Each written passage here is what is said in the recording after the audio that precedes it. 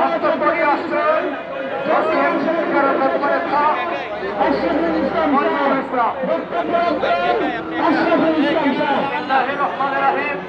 আসসালামু আলাইকুম বিপ্লবী ভাই ও বন্ধুরা।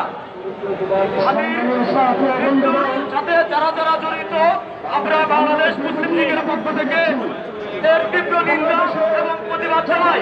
সেই সাথে বাংলাদেশের সরকারের হুঁশিয়ার সাবধান হয়ে যান, আপনাদেরকে ভারতে পাঠিয়ে দেওয়া হবে ইনশাআল্লাহ। এই বাংলাদেশ শেরে বাংলা একে ফজলুল হকের বাংলাদেশ, এই বাংলাদেশ বাংলাদেশ, এই বাংলাদেশে নতুন করে জাতিবাদকে জন্ম নিতে দেওয়া হবে না ইনশাআল্লাহ। নারে তাকবীর, তাকবীর। ইসলামের শত্রুরা, এই জাতিবাদের দালালেরা সামনে মসজিদে সংক্ষেপ বক্তব্য নিয়ে আসছে মুসলিম লীগের নিবেদিত প্রাণ জনাব মাহমুদুর রহমান। আমরা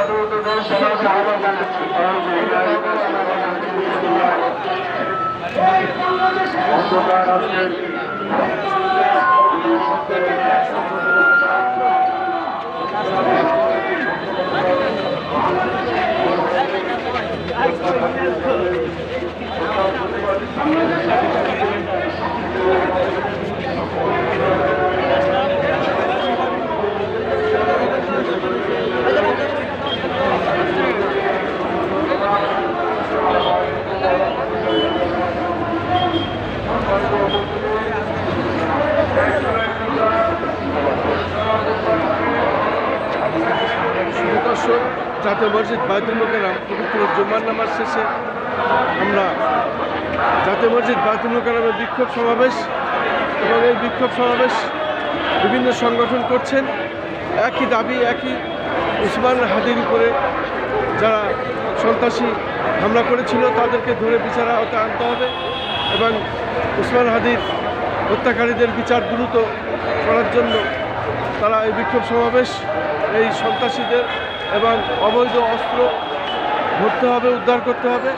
এই হচ্ছে আজকের বিক্ষোভ সমাবেশের প্রধান কথা। এবং বক্তারা একই কথা বলছেন, উসমান হাদি হত্যা কেন, প্রশাসন নীরব কেন, প্রশাসন জবাব চাই, প্রশাসন বিচার চাই।